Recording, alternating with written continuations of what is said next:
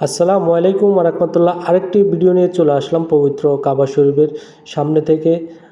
আপনাদের কাছে প্রথমে অনুরোধ, ভিডিওটা শুরু করার আগে যারা চ্যানেলটিকে সাবস্ক্রাইব করেন নাই সবাই প্রথমে সাবস্ক্রাইব করে দিবেন এবং কি সবাই ভিডিওটা বেশি বেশি করে শেয়ার করে দিবেন, যাতে অন্য মুসলিম ভাইরা যারা এখনও পবিত্র কাবা শরীফ তাওয়াফ দেখেনি তারা যেন এই শেয়ারের মাধ্যমে এই ভিডিওটা দেখতে পারে। এখন চলুন কথা না বাড়িয়ে আমরা মূল প্রসঙ্গে চলে যাই।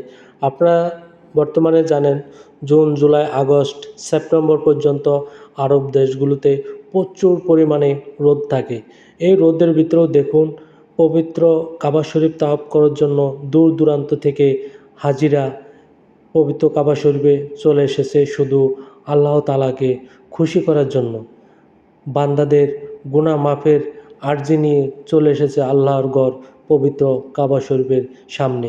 এখানে দেখুন অনেকেই কিন্তু মাথায় ছাতা নিয়ে পবিত্র কাবা শরীফ তাওয়াফ করতেছে, আবার অনেকেই ছাতা ছাড়াই তাওয়াফ করতেছে। আবার দেখুন পবিত্র কাবা শরীফকে সামনে রেখে অনেক মানুষ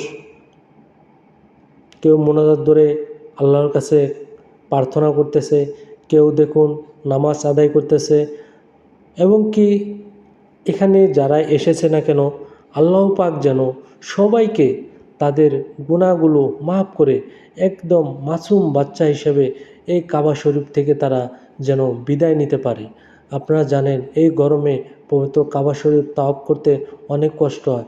তারপরও সৌদি আরবের বাদশাহ পবিত্র কাবা শরীফের চারপাশে যে টাইলসগুলো দেখতেছেন, এই টাইলসগুলোতে বিশেষ কিছু মেডিসিন বা অত্যাধুনিক প্রযুক্তি দ্বারা এই টাইলসগুলো তৈরি করা হয়েছে, যেন হাজি সাহেবরা যারাই পবিত্র কাবা শরীফ তাওয়াফ করতে আসে তাদের যেন পায়ের তালুতে গরম না লাগে।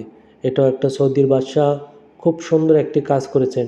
আপনারা আরও জানেন যে আমাদের প্রিয় নবীজি হযরত মুহাম্মদ সাল্লাল্লাহু আলাইহি সাল্লাম কত কষ্ট করে, কত কাফের আঘাত সহ্য করে মরুভূমিতে পায়ে হাঁটতেছে, সেই পাথর আমাদের প্রিয় নবীজির পায়ে আঘাত লেগেছে।